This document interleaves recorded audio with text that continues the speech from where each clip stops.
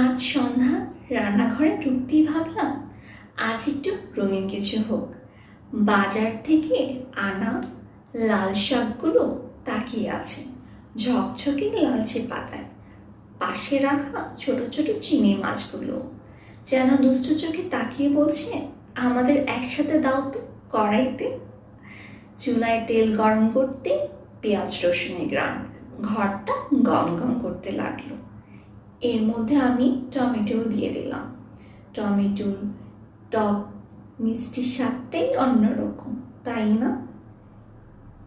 আলতো করে চিংড়িগুলোর মধ্যে হলুদ আর লবণ মিশিয়ে এর মধ্যে দিয়ে দিলাম। আলতো করে চিংড়িগুলো ভেজে নিলাম। লালচে সোনালি রং, এরা একেবারে মনে হচ্ছে রাজকন্যার মতো ঝলঝল করছে, তাই না বলুন তো? এর মধ্যে আমি কিছু পরিমাণ মশলাও দিয়ে দিচ্ছি। লাল মরিচের গুঁড়ো, হলুদ গুঁড়ো, ধনিয়া গুঁড়ো আর সামান্য পরিমাণ লবণ। ভালোভাবে মশলাটা কষানোর জন্য কিছু পরিমাণ পানিও দিয়ে দিচ্ছি। এটা ভালোভাবে কষিয়ে নিতে হবে। লাল শাক কার পছন্দ বলুন তো? আমার তো খুবই পছন্দ। আপনাদের কি ভালো লাগে?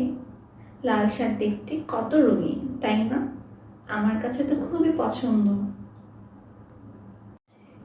এরপর দিয়ে দিলাম লাল শাক।